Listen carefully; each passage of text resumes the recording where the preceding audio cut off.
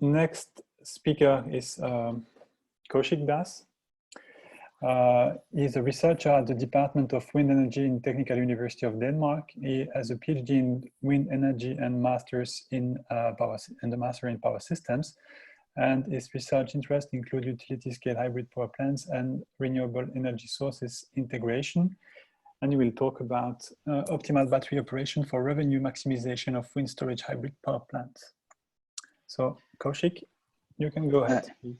Thank you, Barton. Am I audible? And yes. Can you see my screen? Yes, you can. You can share it. You can put it in presentation mode, I think. Yes. Okay. So, thank you, Barton, for the introduction. So, I am Kaushik Das. I am a researcher at DTU Wind Energy, and this work is done together with my colleagues at DTU Wind Energy, Anatole Grapperon, who was my master student, and a heavy lifting of this work was done by him, and with Professor Poul Sørensen and Dr. Anca Hansen. And so I'm going to talk about optimal battery operation for revenue maximization of wind storage hybrid power plant, like Bertrand mentioned. And this work has been done as a part of Indo-Danish ongoing project called Hybridize. And I'm willing to share more. If you have any question, please feel free to write to me. Although this session is about microgrid, but this work is not about microgrid, rather it's about utility scale hybrid power plant. And there is a little bit of confusion in the academic circle about hybrid power plant and hybrid power systems, and they are interchangeably used in the literature. So I will to fix the scope. The utility scale hybrid power plants are large power plants, generally few megawatts to hundreds of megawatt, and then they are generally owned by a single owner, and then their aim is to maximize profit or revenue from the market, like any power plant owner would be, while required to provide the grid services and grid code requirements similar to any wind or solar or any traditional power plant. But what is the status of that? So there was this Vattenfall's Park Sinog in 2016. This was hybridized wind power plant to a PV as a demonstration pilot project. And then when in 2018 the Kennedy Park came up in Australia, that started the whole notion of utility scale renewable hybrid power plants. So although wind, diesel and other hybrid power plants has been there around, but that started all the discussions around hybrid power plant. And it is safe to say that industry has been driving this research area, and academia is slowly picking up and following up. But it's very fast growing, and we see many hybrid power plants coming up in recent years. Like in 2018, Kavital came, and then Haringblad has started. Again, Vattenfall in Netherlands, they have started building this hybrid power plant, and there are many more hybrid power plants coming. Also, in the intention, already India has intention to go for 2,500 megawatt of wind solar utility scale hybrid. Out of that, 1.2 gigawatt has already been auctioned and already been awarded. Now the development is yet to start. Whereas in US, Whitridge is planning to develop a hybrid of 380 megawatt, which is also very mega scale hybrid power plant.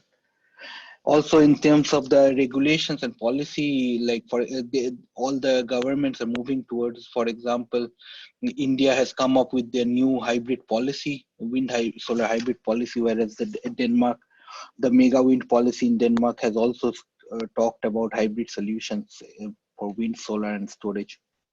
So this sort of scopes my presentation today. And then to define hybrid power plant, so this is, like I mentioned, there are multiple generation source. It can be wind, solar, storage, or any other source, but we are focusing on more on renewable based hybrid power plants, and then they have single point of connection to the grid, and then the motivation is to reduce cost and maximize revenue. And the definition is there in the Wind Europe had come up with a position paper. You can go through the definition for scoping of the hybrid power plant. So moving on to today's article, today's presentation. So if we look at the market structure in Nordics, so we have forward market, and then comes the day ahead spot market, and then the intraday market, and finally we have the regulating market and balancing market, which are more towards real time. And the what is the motivation for hybrid power plant is that generally if you see wind power plants or solar per se, they have the capacity factor or full load hours which are quite low in reality, and even like in best of the places in onshore it is around 30 to 40% in Europe, the capacity factor of wind power plants. So that means that all the assets, be it the converters, transformers, grid connection lines, everything is staying idle for 60% of the time. And at the same time, the cost of solar and storage has been decreasing substantially. So that brings up the notion, why can't we hybridize the large wind power plants or solar power plants and utilize the grid assets to its maximum capability? But also it gives increased amount of flexibility, and also when there are many countries around the world who have very ambitious target in terms of a hybrid in terms of renewables, and which would need much more installation of grid connections or grid lines, cables, and that takes quite a long planning period and development period. So hybridizing or hybrid power plants in order to use the grid capability allows to include or integrate much more renewable generation. But also we see the negative correlation between price and wind production. This is from the Danish power system. So we see whenever we have much more wind, there is a negative correlation. So the day ahead prices have been going down. So that also shows that in a subsidy free world, maybe it is not beneficial for the wind power plants to produce at lower prices, and rather have energy arbitrage and start moving those energies when the prices are high. So then we are trying to ask two questions in this preliminary study, that can storage play a role in increasing the revenue of the wind power plant, thereby helping the society in general in the green transition, allowing more wind power plant to be integrated? And which type of market storage plays the major role? Is it the balancing market? Is it the day ahead market? And so that would determine the strategy of hybrid power plant energy management system. Moving on, so we have an optimization model. So before the gate closure happened in the market, so before 12, we have the gate opening, and then we get the spot market price forecast and the day ahead power forecast. Based on that, we run an optimization and submit the bid. And then this optimization is basically to maximize the expected revenue, which is the product of the expected price or the forecasted price and the forecasted power production, or which is not the forecasted, rather the bid, whatever the optimization provide the results, that's the power to be produced. And then there are multiple constraints that at any time, whatever is the grid connection constraint, we cannot produce more than that. Of course, there is the energy balance or power balance equation. There is also charging and discharging, and then we have modeled them separately because their charging and discharging efficiencies can be different. But we have made them the positive fluxes, so that all the time either you are charging or discharging and they are positive values. And then there are the state of battery boundaries, and the state of the charge is within those boundaries. And then there is dynamic equation for how the state of the charge changes with respect to the charging and discharging, with respect to the charging and discharging efficiency, as well leakage efficiency. So what has been assumed, that the battery degradation has not been assumed here, so that makes it linear, the problem, but that's future work which we would like to do. But then another thing is that if you let the battery completely discharge over a day, then probably it will end up using the battery, and then there will be no value in using the battery the next day. So there are two ways to handle that. Either that the next day you can fix a goal that I have to have this much amount of state of the charge remaining, or another way is to provide a price or value to the remaining energy to the battery, and then we want to compare which one of these is more useful, whether to put a value to the battery or to have a SOC goal. When we have the bid, and then we come to the real time, and then we get the real time production, and we look at the day ahead bid, and we see there is a mismatch. And then if we do not act on that mismatch, then we are penalized. So this is very simplified equation, simplified model here, that we compute the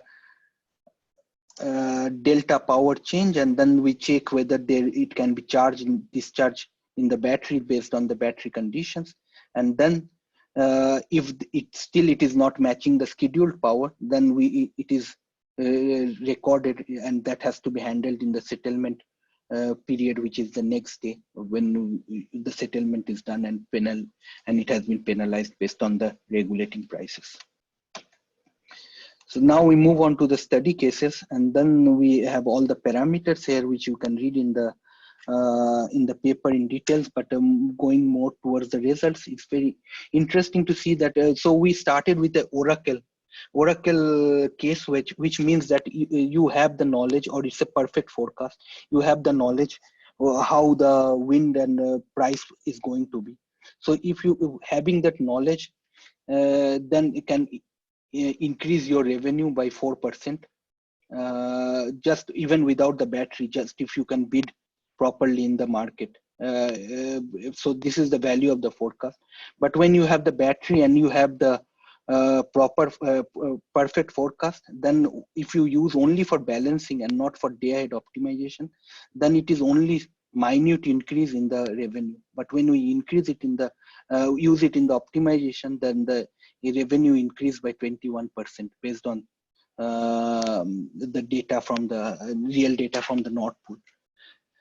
The next thing is that we use the real forecaster. So we use the LSTM neural network based forecast for market, and then we use the DTU's internal tool for wind forecast. And then we again see that even when we do not have a perfect forecast, we still have a potential to increase 11% of the revenue. But this is using a very big battery energy or C rate of 8 hours.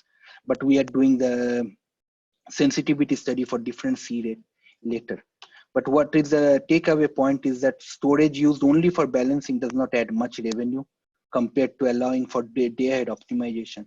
And then quality of forecast play a major role. Like even the forecast we have there, it also shows that still there is a potential for 10% improvement in terms of revenue if we have a better forecast. Next sensitivity study we did is that for the state of the charge final value. So one way is to fix the state of the charge goal. So I can have 0 or 30 or 60 megawatt hour or 8 hour. So this is 30 megawatt battery, so 8 hour completely. So having this kind of goal, or we can provide a value, a price, a probabilistic price, and this is based on the previous year data, last year's data. So based on that, we provide a value. What we see that providing a value instead of having a SOC end goal has a better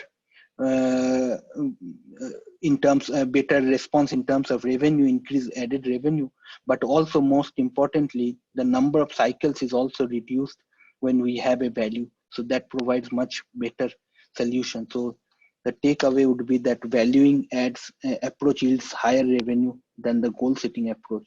And then goal setting approach also seems much worse regarding the battery lifetime.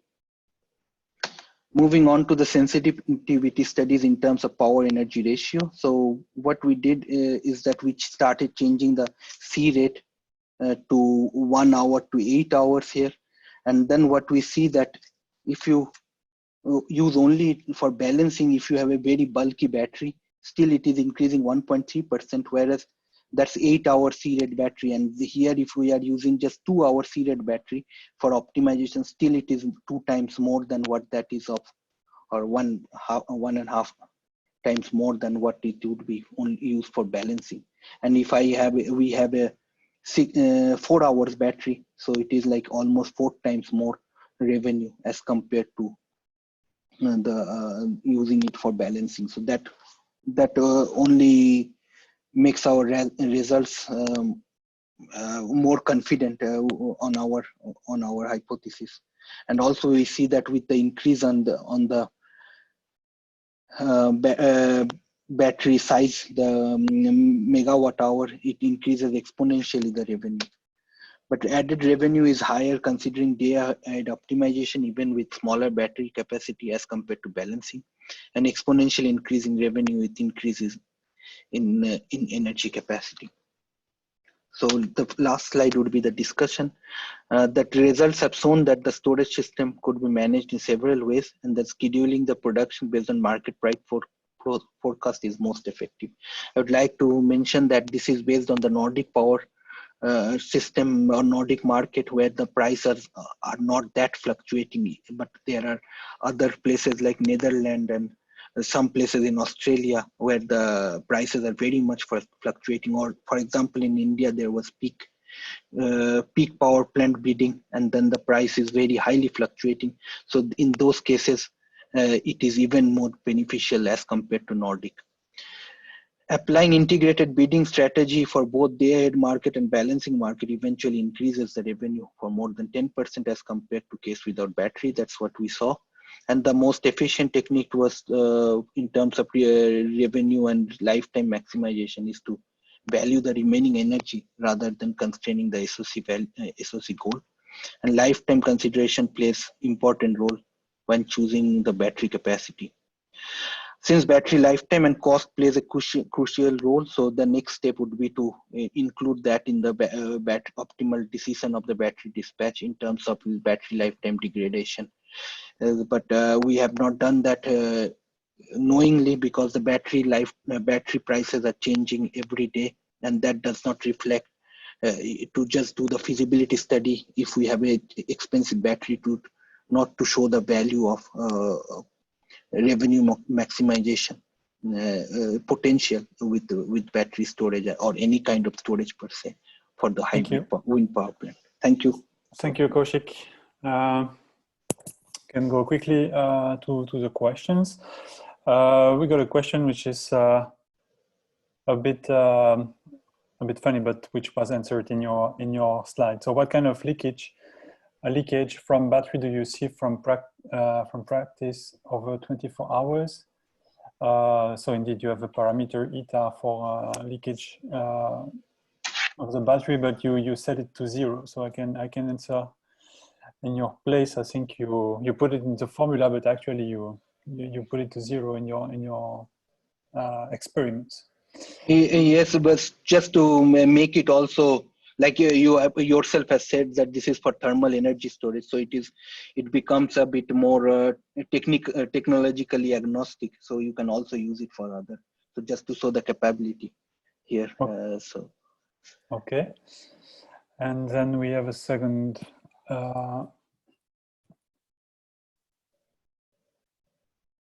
Second question or comment. Indeed, you mentioned added revenue for the battery, but you also mentioned an exponential increase of revenue, which is a bit strange. So can you comment a bit on that? Don't you think there is an upper limit on the revenue for a given wind farm? I suppose you cannot increase the battery storage as much as you can. Yeah, I mean the upper limit will be decided by the cost of the storage. Ideally, if you have free storage, there would not be upper limit. But this shows the potential, and then the feasibility would be cost benefit analysis, and then there would be a cost curve which will cut and decide how big can the storage be. And it is highly possible in Nordic system that it is not even feasible with any size of battery. Like that's why we do not see much wind solar storage system coming up in Nordic, but rather in Netherlands and other places. Like I mentioned, also we see that in Australia happening. So it's a very, thank you for that question, and but this is a very relevant point, and this just shows that the potential of the energy arbitrage in the wind based systems, but because it was not feasible few years back when there was no negative correlation between price and the wind. So, but this is becoming more and more obvious in current situation. Okay, thank you, Kaushik. You have one last question, but I let you or comment. I let you answer or directly in the chat.